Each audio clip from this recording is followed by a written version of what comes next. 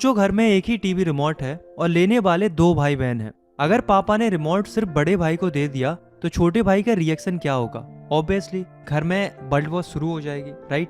बस यही same problem देश चलाने में आती है। जब पावर सिर्फ एक ग्रुप के हाथ में होती है तो दंगे होते हैं, देश टूट जाता है। हेलो एवरीवन, आज हम स्टार्ट करने जा रहे हैं क्लास 10 सिविक्स का सबसे लॉजिकल चैप्टर, पावर शेयरिंग। बच्चे अक्सर सोचते हैं कि यार सिविक्स कितनी बोरिंग है ना? लेकिन ये चैप्टर बोरिंग नहीं है, ये एक वार्निंग है। हम देखेंगे कैसे बेल्जियम की समझदारी ने देश बचा लिया और श्रीलंका की जिद ने देश जला दिया। लेकिन सुनो, सिर्फ कहानी नहीं सुननी है, बोर्ड एग्जाम में ये चैप्टर हाई स्कोरिंग कैटेगरी में आता है। इस वीडियो में मैं आपको कहानी के साथ साथ इंपोर्टेंट क्वेश्चंस, वो 3 कीवर्ड्स और फ्लोचार्ट्स दूंगा कि अगर आपने वो आंसर शीट में लिख दिए तो एग्जामिनर आपका आधा नंबर भी नहीं काट पाएगा। मजा आएगा, समझ आएगा और मार्क्स भी आएंगे। चलिए शुरू करते हैं। शुरुआत होती है दो देशों की कहानी से, बेल्जियम एंड श्रीलंका। हमें इन दोनों देशों की कहानी सुननी है। सबसे पहले हम बेल्जियम की स्टोरी सुनते हैं। तो बेल्जियम एक छोटा सा देश है यूरोप के अंदर, जो कि अपने बॉर्डर शेयर करता है France, Netherlands, Germany and Luxembourg से। ये देश उतना ही छोटा है जितना कि हमारा हरियाणा स्टेट है और इसकी पॉपुलेशन भी लगभग 1 करोड़ है। अब दोस्तों, अगर हम इस कंट्री की इथनिक कंपोजिशन की बात करें तो वो काफ़ी कॉम्प्लेक्स है। जैसे कि आप इस बेल्जियम के मैप को देखो तो टोटल पॉपुलेशन में से 59% लोग फ्लेमिश रीजन में रहते हैं और वो डच लैंग्वेज बोलते हैं, और 40% जो लोग हैं वो वेलोनिया रीजन में रहते हैं जो कि फ्रेंच लैंग्वेज बोलते हैं, और जो बचे हुए 1% लोग हैं वो जर्मन लैंग्वेज बोलते हैं। लेकिन जो कैपिटल है बेल्जियम की, ब्रुसेल्स, तो उसमें सिचुएशन अलग है। ब्रुसेल्स के अंदर 80% फ्रांच स्पीकिंग लोग हैं और मात्र 20% लोग ही डच स्पीकिंग है। यानी कि पूरी कंट्री में मेजॉरिटी डच स्पीकिंग लोगों की है, लेकिन वहीं पर्टिकुलर कैपिटल के अंदर मेजॉरिटी फ्रांच स्पीकिंग लोगों की है। अब देखो सीन क्या था कि जो फ्रेंच स्पीकिंग लोग थे और जो डच स्पीकिंग लोग थे, उनमें टेंशन काफ़ी ज़्यादा बना रहता था। मतलब दोनों कम्युनिटी की आपस में बनती नहीं थी। इसके पीछे मेनली 2 रीज़न थे। पहला, जो फ्रेंच स्पीकिंग लोग थे वो भले ही माइनॉरिटी में थे, पर ये काफ़ी रिच एंड पावरफुल थे, इसीलिए ये डच स्पीकिंग कम्युनिटी को सप्रेस कर रहे थे। दूसरा, जो डच स्पीकिंग कम्युनिटी थी उसे डेवलपमेंट और एजुकेशन का बेनिफिट बहुत लेट मिल पाता था। कहने का मतलब ये है कि इनको ज़्यादा एडवांटेजेस मिल रहे थे, इनको कम एडवांटेजेस मिल रहे थे, जिस वजह से 1950s से लेकर 1960s तक दोनों कम्युनिटीज के बीच में टेंशन काफी ज्यादा बढ़ गया था। और जो कैपिटल थी ब्रुसेल्स, उसमें तो सिचुएशन और भी ज्यादा खराब हो गई थी। एकोमोडेशन इन बेल्जियम, ये सब देखकर बेल्जियम की गवर्नमेंट थोड़ी समझदारी दिखाती है। वो क्या करती है, 1970 से 1993 के बीच में अपने कॉन्स्टिट्यूशन में 4 बार बदलाव लाती है और कई सारे चेंजेस करती है कॉन्स्टिट्यूशन में, ताकि सभी लोग एक ही कंट्री में एक साथ खुशी खुशी रह पाए। तो आइए जानते हैं कि बेल्जियम का नया मॉडल कैसा था, यानी कि बेल्जियम के कॉन्स्टिट्यूशन में क्या क्या चेंजेस लाए गए थे। तो पहला चेंज ये लाया गया था कि जो सेंट्रल गवर्नमेंट होगी बेल्जियम की, उसमें फ्रेंच स्पीकिंग मेंबर्स और डच स्पीकिंग मेंबर्स दोनों इक्वल नंबर्स में होंगे, मतलब बराबर होंगे। और जो भी लॉ पास किया जाएगा वो तब पास किया जाएगा जब हर एक ग्रुप के मेजॉरिटी ऑफ मेंबर्स उस लॉ के फेवर में हों। दूसरा चेंज था, सेंट्रल गवर्नमेंट की कई सारी पावर्स स्टेट गवर्नमेंट को भी दे दी जाती हैं। मतलब स्टेट गवर्नमेंट्स के पास भी अपनी खुद की पावर्स होगी। वे सेंट्रल गवर्नमेंट के सब ऑर्डिनेट के रूप में नहीं रहेंगी, बल्कि उनके पास खुद की पावर होगी। तीसरा चेंज था कि जो कैपिटल थी बेल्जियम की, ब्रुसेल्स, उसमें एक अलग से गवर्नमेंट बनाई जाती है, जिसमें भी दोनों ही कम्युनिटी के इक्वल रिप्रेजेंटेटिव रहेंगे और दोनों ही कम्युनिटी के हिसाब से डिसीजन लिया जाएगा। चौथा चेंज था, सेंट्रल गवर्नमेंट और स्टेट गवर्नमेंट के अलावा भी बेल्जियम में एक और तरह की गवर्नमेंट बनाई जाती है, जो कि थी कम्युनिटी गवर्नमेंट, जो कि लैंग्वेज के अकॉर्डिंग बनाई गई थी। जैसे कि डच स्पीकिंग लोगों के लिए अपनी एक कम्युनिटी गवर्नमेंट थी, फ्रांस स्पीकिंग लोगों के लिए अपनी एक कम्युनिटी गवर्नमेंट थी, ऐसे ही जर्मन स्पीकिंग लोगों के लिए अपनी एक गवर्नमेंट थी, जो कि अपनी अपनी कम्युनिटी के लिए cultural, educational and language related issues पर काम करती थी। तो अगर आप ध्यान से देखोगे तो बेल्जियम में 3 तरह की गवर्नमेंट फॉर्म होती है। तो ये था बेल्जियम का नया मॉडल। ये मॉडल दिखने में ज़रूर कॉम्प्लिकेटेड है, पर इससे बेल्जियम के लोग खुशी खुशी रहने लगते हैं और कोई भी कॉन्फ्लिक्ट्स देखने को नहीं मिलते। तो इतने अच्छे तरीके से पावर शेयरिंग की गई थी बेल्जियम के अंदर कि बेल्जियम एक पॉइंट ऑफ अट्रैक्शन बन गया पूरे यूरोप के लिए। इसलिए जब यूरोपियन यूनियन फॉर्म हुआ तो उन्होंने बेल्जियम की कैपिटल ब्रुसेल को चुना अपने हेडक्वार्टर्स बनाने के लिए।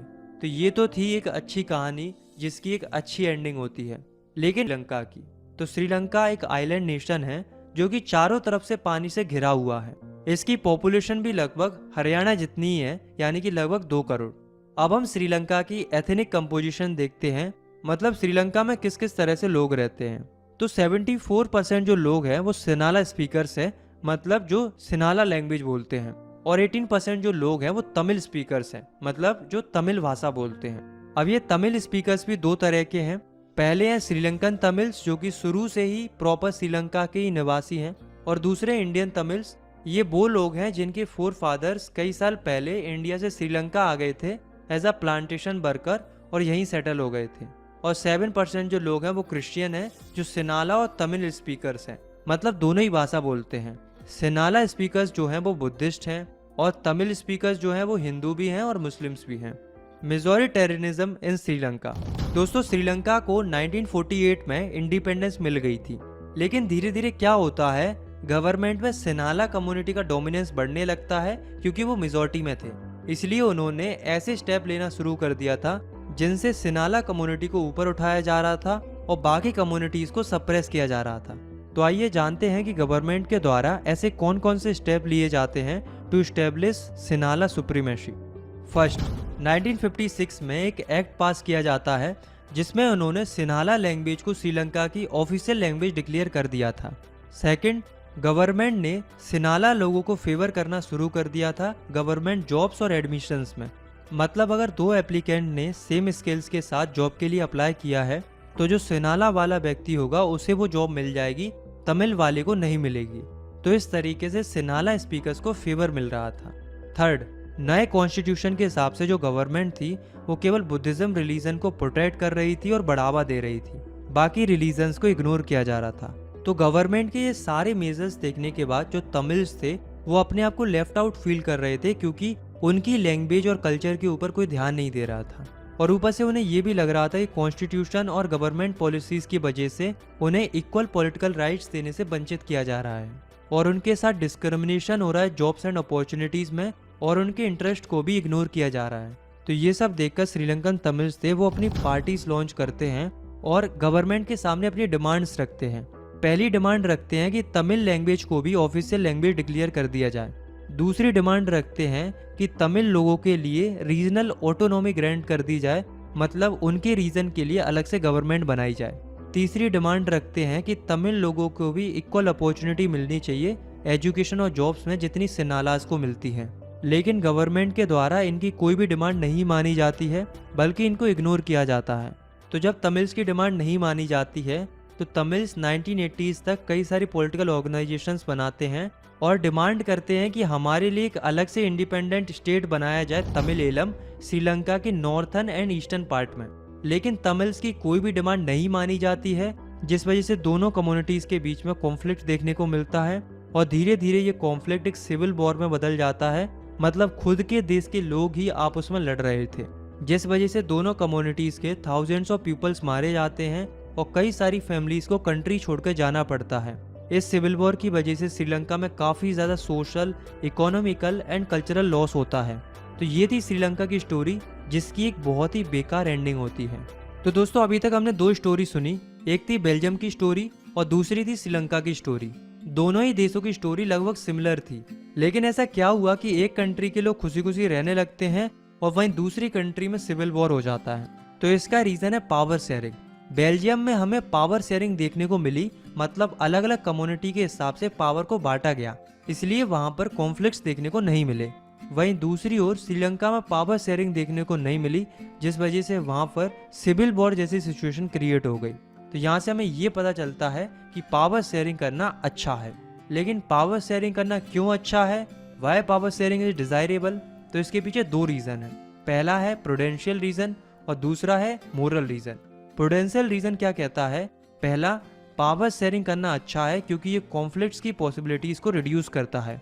दूसरा, पावर शेयरिंग की वजह से पॉलिटिकल ऑर्डर में स्टेबिलिटी आती है।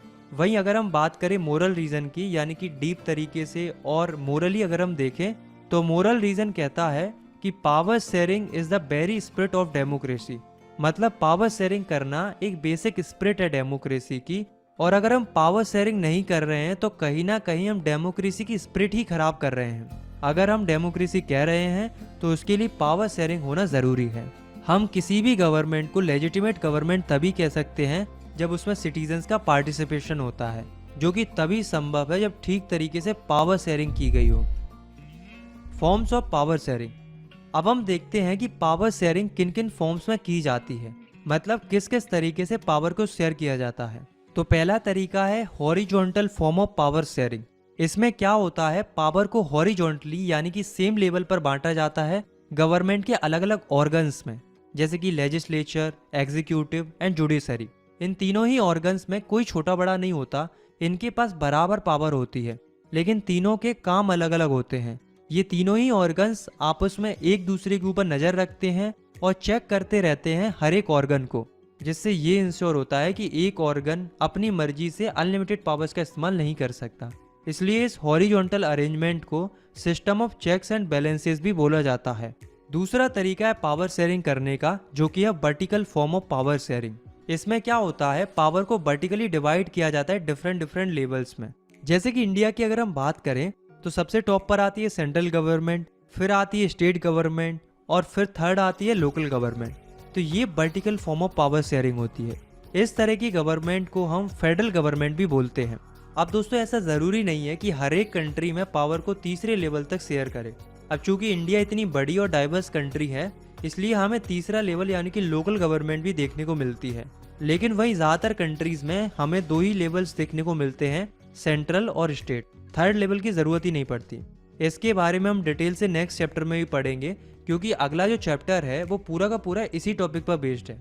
तीसरा तरीका है पावर शेयरिंग करने का, that is power sharing among different social groups. देखो इसमें क्या होता है, पावर को अलग अलग सोशल ग्रुप्स के बीच में बांट दिया जाता है। ये सोशल ग्रुप रिलीजन या लैंग्वेज के बेसिस पर हो सकते हैं। तो इन्हीं अलग अलग सोशल ग्रुप्स के बीच में पावर को डिवाइड किया जाता है। फॉर एग्जाम्पल, बेल्जियम में अलग अलग सोशल ग्रुप्स के लिए कम्युनिटी गवर्नमेंट बनाई गई थी, ताकि तीनों ही कम्युनिटी के लोग खुशी खुशी रह पाए। तो इस तरीके से अलग अलग सोशल ग्रुप्स के बीच में पावर को बांट दिया जाता है। सिमिलरली इंडिया में जो रिजर्व कॉन्स्टिट्यूएंसी दी जाती है वुमेन एंड वीकर सेक्शंस के लिए, ताकि उनका भी रिप्रेजेंटेशन हो सके, तो वो भी इसी फॉर्म ऑफ पावर शेयरिंग का एग्जाम्पल है। चौथा तरीका ये भी हो सकता है पावर शेयर करने का, कि पावर को हम different different political parties and pressure groups के बीच में भी बांट सकते हैं। जैसे कि पॉलिटिकल पार्टीज के बीच में पावर शेयर होने से कंपटीशन क्रिएट होता है, और कंपटीशन होने की वजह से ये इंश्योर होता है कि पावर किसी एक हाथ में नहीं रहेगी, जो कि लॉन्ग रन में हमारी डेमोक्रेसी के लिए अच्छा है। इसका बढ़िया एग्जाम्पल है कोलिजन गवर्नमेंट।